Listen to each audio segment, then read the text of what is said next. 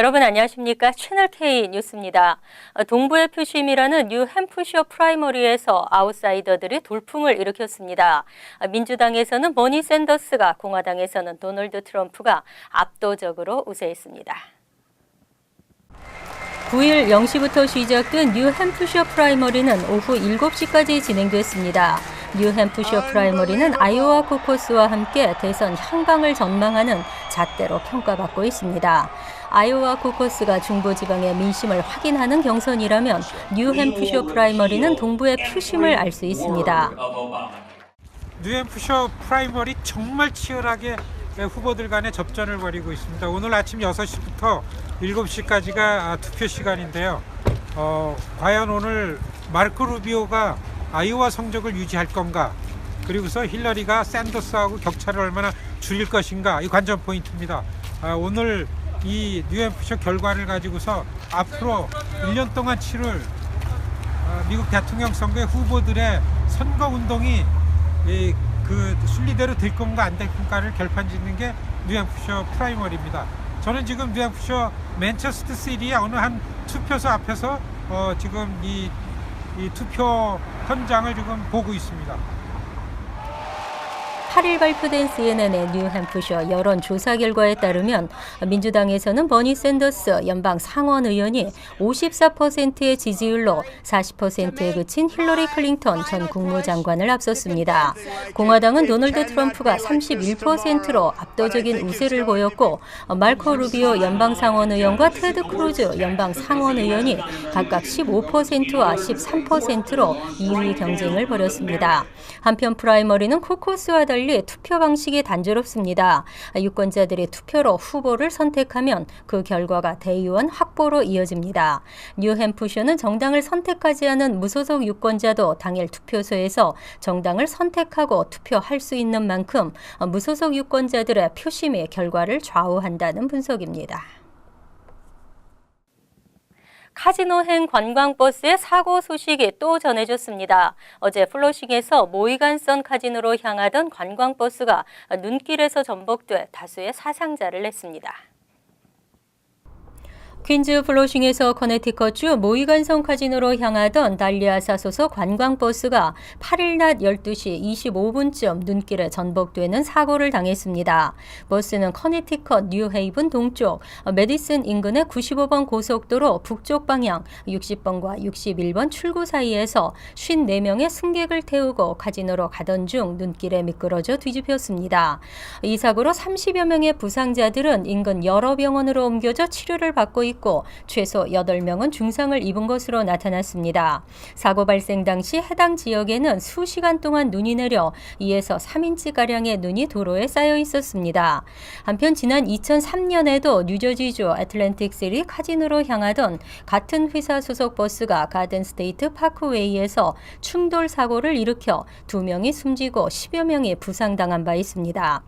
앞서 2011년 3월에는 모이간선 카지노에서 뉴욕으로 오던 월드와이드 투어 소속 관광버스가 95번 고속도로에서 도로 표지판 기둥과 부딪히며 전복돼 15명이 사망하고 18명이 중경상을 입은 바 있습니다. 오바마 행정부가 약 18억 달러를 투입해 지카 바이러스 퇴치에 나섭니다. 방역은 물론 백신을 개발하고 무료로 감염 검사 등을 실시할 예정입니다. 오바마 대통령은 어제 기자회견을 열고 전 세계로 번지고 있는 지카 바이러스 확산에 대응하기 위해 약 18억 달러를 투입할 계획이라고 밝혔습니다. 오바마 대통령은 의회에 긴급 지원금에 대한 조속한 승인을 촉구했습니다. 앞서 연방 의원들도 오바마 행정부의 구체적 대응 방안을 촉구했기 때문에 지원 예산안은 무난히 의회를 통과할 것으로 전망됩니다. 지원금은 바이러스를 전파하는 모기 방역 작업과 백신 개발, 감염 검사 확대 프로그램 등에 사용될 예정입니다. 또 저소득층 임산부에게 무료 감염 검사와 감염 예방 프로그램을 제공하는 내용도 포함됐습니다. 특히 오바마 대통령은 바이러스 전파 매개체인 이집트 순모기가 활동하는 오는 봄과 여름을 대비해 위험군 중심의 모기 퇴치 작업에 적극 나서겠다고 밝혔습니다. 또 약 2억 달러는 백신 개발 연구 사업에 투입될 예정입니다. 일부 전문가들은 대규모 지원금과 인력을 투입하고 개발 작업이 접종이 가속화되면 이르면 오는 8월 전 백신 개발이 완료될 수 있을 것이라고 전망하고 있습니다. 취업이민 모든 순위의 사전 접수 허용 우선 일자가 오픈됐습니다. 취업이민과 영주권 신청을 동시에 접수할 수 있게 됐습니다. 연방국무부가 어제 발표한 2016년 3월 영주권 문호에 따르면 취업 3순위를 비롯한 취업이민 모든 순위의 사전 접수 허용 우선 일자가 완전 오픈됐습니다. 취업 3순위를 포함한 모든 취업이민 신청자들은 3월에 1단계인 노동 허가서를 받은 경우 2단계인 취업이민 청원서와 영주권 신청서를 한꺼번에 접수할 수 있게 됐습니다. 아울러 워크퍼밋과 사전 여행허가 신청서도 제출할 수 있게 되면서 영주권을 받기 이전이라도 합법적인 취업은 물론 외국 여행도 가능해졌습니다. 취업 3순위는 또 영주권 판정 우선 일자도 2016년 1월 1일로 공시돼 전달보다 3개월 진전됐습니다. 가족이민 영주권 문헌은 사전 접수 허용 일자가 전면 동결됐지만 영주권 판정 일자는 소폭 진전했습니다. 특히 가족 1순위 시민권자의 미혼 자녀 부문 영주권 판정 일자는 한 달 앞당겨진 2008년 8월 8일을 기록했습니다. OECD 국가 중 유일하게 미국은 해외 거주자에게도 세금을 부과하고 있습니다. 미 시민권을 포기하는 사람들이 주로 고소득층 세금 문제 때문인 것으로 나타났는데요. 이에 동승하는 한인들이 증가하고 있습니다. 연방국세청이 어제 발표한 2015년 시민권 반납 명단 자료에 따르면 지난 한 해에만 153명이 넘는 한인들이 시민권을 반납한 것으로 추산됐습니다.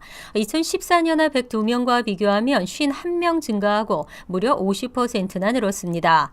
또 지난해 사상 최대를 기록한 미국 전체 국적 포기자 4,279명 중 3.5%를 차지했습니다.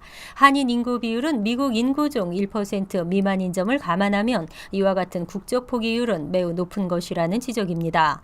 지난해 한인을 포함한 미국 국적을 포기한 전체 국적자 또는 장기 영주권자도 사상 최다인 4,279명을 기록했습니다. 미국 국적 포기자는 2013년부터 3년 내리 증가세를 보이면서 최근 7년 사이 무려 18.5배나 급증했습니다.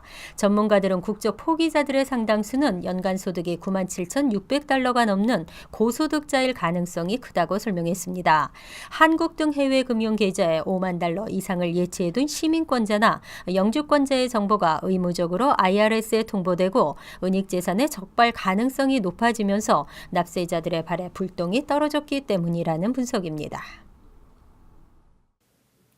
미국은 강제 징병제는 아니지만 18에서 25세 남성이라면 누구나 셀렉티브 서비스에 등록해야 합니다. 유사시 징병의 대상이 될 수 있다는 뜻인데요. 이 징병 등록 프로그램에 여성도 포함시키는 방안이 추진되고 있습니다. 징병 등록 프로그램은 유사시 군 병력 징병을 위한 법으로 미국에 살고 있는 18에서 25세 남자라면 시민권자가 아니더라도 징병 후보자로 등록해야 합니다. 대상자가 고의로 등록을 거부하면 연방정부 학자금 보조 혜택을 받을 수 없고 시민권 발급도 거부됩니다. 징병 등록 프로그램은 현재 남자에게만 의무가 있지만 여성도 대상에 포함돼야 한다는 주장이 미군 수뇌부와 정치권에서 구체화되고 있습니다. 최근 연방 하원에서는 징병 등록 프로그램 대상에 여성을 포함하는 개정안이 상정됐습니다.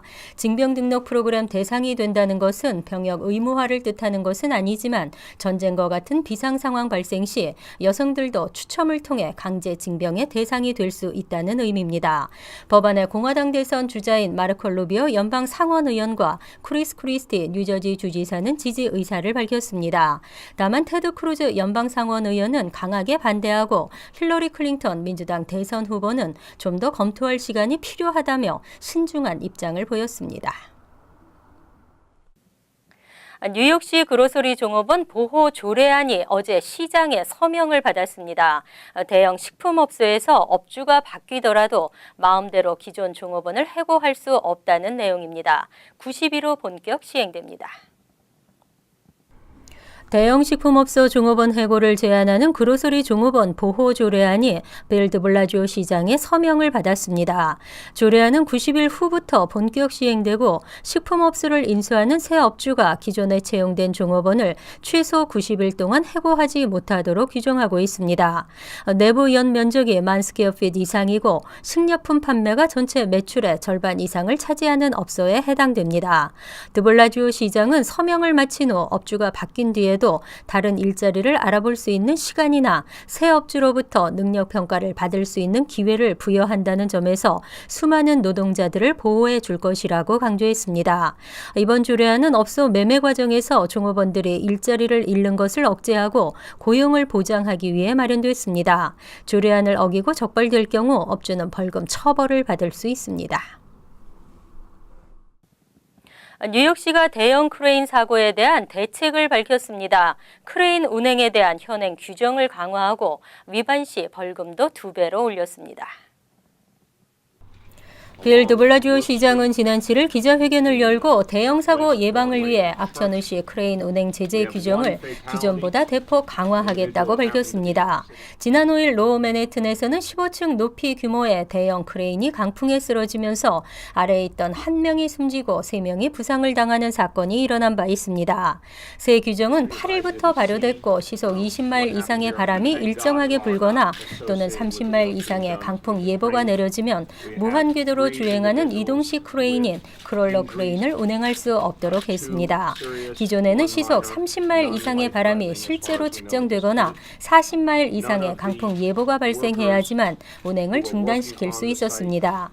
한편 규정 위반에 대한 벌금도 대폭 인상됐습니다. 악천후시 규정을 위반하고 크레인을 운영하면 벌금이 기존 4,800달러에서 $10,000로 2배 이상 올랐습니다. 또 악천후시 건설 현장 인근에는 경찰이 참여하도록 하는 내용이 추가됐습니다. 드블라지오 시장은 보다 정확하고 조직적인 사고 예방 방안을 계속 논의하고 있다고 밝혔습니다. 이어서 LA 지역 한인사회 소식입니다. 어제 노인센터 2층 강당에서 설날 큰 잔치가 열렸습니다. 노인센터와 윌시어은행의 공동 주최로 열린 이번 행사에는 400여 명의 노인들이 함께 따뜻한 명절의 의미를 되새겼습니다. 김지연 기자의 보도입니다. 한국의 고유 명절 중에 하나인 설날. 노인센터에서는 2016 설날 큰 잔치가 개최됐습니다. 행사 시작 전부터 400여 명의 노인들이 자리를 빼곡히 메워 북적거리는 명절 분위기를 연출했습니다. 우리가 이렇게 미국 생활에서 바쁘다 보면은 노인들을 이렇게 소홀히 할 수 있고 그렇잖아요. 근데 이런 것을 통해서 우리가 그러니까 자녀가 부모를 잘 섬기는 이런 모습으로 우리가 발굴해야 되겠다. 그렇게 발전해야 되겠다는 것이 이제 의미가 있다고 생각합니다. 노인센터의 장구반 클래스 수강생들의 장구 공연을 시작으로 행사가 시작됐고 이어 노인센터의 박형만 이사장과 김현명 LA 총영사, 로렌스한 LA 한인상공회소 회장의 축사가 이어졌습니다.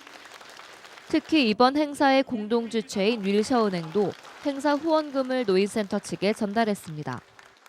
아무래도 고향을 떠나서 멀리 이국에서 이렇게 구정을 맞는 설날을 맞는 우리 타운의 어르신들을 좀 즐겁게 해드리고 또 멀리 있어도 역시 고향에 있는 것 같은 흐뭇한 마음을 가질 수 있도록 오늘 저희가 후원을 하게 됐습니다. 20명의 윌셔은행 자원봉사자들. 행사에 참석한 노인들에게 푸짐한 음식을 나눠주며 따뜻한 정을 나누기도 했습니다. 한인타운 관할 지역인 올림픽경찰서의 서장과 신임 부서장도 오늘 노인센터를 방문해 노인들에게 큰 절을 올렸습니다. 특히 최근 새로 부임한 팀 노트캐스트 부서장은 앞으로 서장을 도와 한인타운의 치안 강화에 힘쓰는 것은 물론 노인들의 안전에도 관심을 기울이겠다고 강조했습니다. 노인센터의 설날 큰 잔치. 한국의 대표 고유 명절인 설날을 기념해 노인들에게 고국의 정을 느낄 수 있게 해주는 따뜻한 시간이었습니다. TVK 뉴스 김지은입니다. 월드 리포트입니다. 이번 주도 눈 소식이 예보되어 있습니다. 지난번 폭설을 즐기는 뉴요커의 모습이 공개되면서 즐거움을 주었는데요. 이번에도 눈을 즐길 수 있을까요? 눈이 수북히 쌓인 거리에 취재를 나간 기자. 갑자기 컵 안에 눈을 담더니 콜라를 들이붓습니다. You got a Coca-Cola Slurpee? I hope good stuff. 눈으로 만든 슬러시를 벌컥 들이마시는 모습에 스튜디오는 웃음바다가 됩니다. 매서운 눈보라가 몰아치는 날씨에도 기자의 장난기는 멈출 줄 모릅니다. 이번엔 아예 눈밭에 드러누워 어린아이처럼 팔다리를 휘젓습니다. See, I knew you could have fun in the snow, John. 생방송 중인 기자 뒤에 윗옷을 벗은 남성이 태연히 걸어옵니다. Dude, aren't you cold? 한파 소식을 전하는 가운데 튀어나온 뜻하지 않은 광경에 앵커는 웃음을 참지 못합니다. 기록적인 폭설로 도로가 마비된 뉴욕 맨해튼은 어른들의 놀이터가 됐습니다. 자동차에 연결한 줄을 잡고 스노보드와 스키를 즐기는 사람들. 급기야 경찰차까지 따라붙었는데 뜻밖의 말을 전합니다.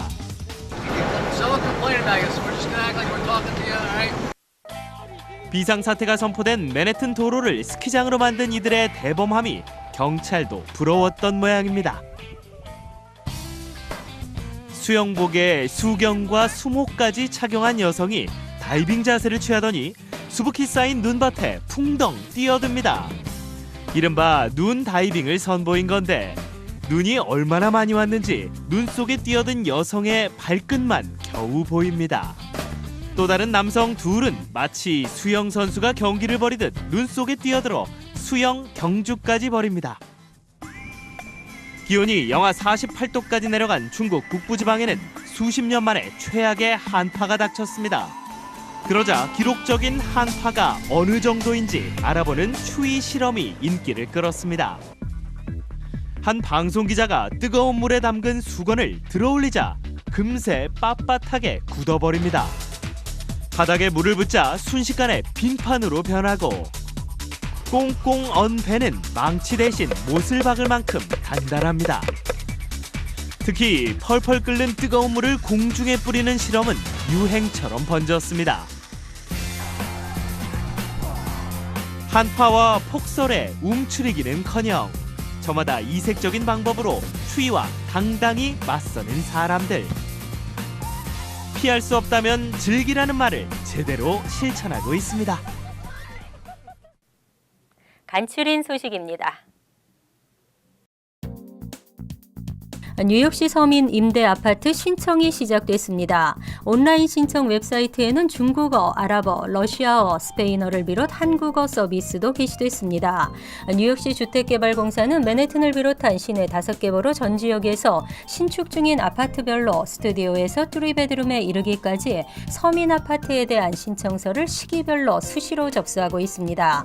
신청 자격은 뉴욕시 거주민이라면 신분에 관계없이 누구나 가능하고 평균 월 임대료는 500에서 1,500달러 정도입니다. 매년 2월 4일은 WHO가 지정한 세계 암의 날입니다. 세계 암의 날을 맞아 한인 등 아시안을 위한 폐암 정보 웹사이트가 개설됐습니다. 제약회사 베링거 인겔하임이 제작한 웹사이트에는 영어와 함께 한국어, 중국어, 베트남어로 이제 폐암을 제대로 보자라는 내용이 실려 있습니다. 아메리칸 암 소사이어티에 따르면 폐암이 아시아계 미국인이 사망하는 가장 큰 원인이며 이는 간암과 대장암을 합한 것보다도 더 높은 것으로 알려졌습니다. 지난 7일 오전 11시 15분쯤 퀸즈에서 또 묻지마 칼부림 사건이 발생했습니다. 잭슨 하이츠 라과디아 랜딩 라이츠 공원에서 조깅을 하던 19세 여성이 신원 미상의 남성으로부터 칼부림을 당했습니다. 용의자는 20대 초반 히스패닉 남성으로 추정되며 조깅을 하며 지나가는 여성의 왼쪽 허벅지를 날카로운 흉기로 찌른 뒤 달아났습니다. 사건 당시 용의자는 검은색 바지에 회색 후드티를 입고 있었으며 경찰은 목격자의 제보를 받고 있습니다. 한 20대 여성이 메릴랜드주에서 교통사고로 사망했습니다. 지난 7일 오전 7시 30분쯤 19세 에스더 조 씨가 2004년형 기아 앞티마를 타고 운전하던 중 I-70 고속도로 서쪽 방향 다운스빌 파이크 출구 1차선에서 가드레일과 충돌했습니다. 차는 전복됐고 조 씨는 사망한 것으로 전해졌습니다. 경찰은 조 씨가 트럭 쪽을 향하다 통제력을 잃고 방향을 바꾸려다 사고를 당한 것으로 추정하고 있습니다. 환율과 증권 소식입니다.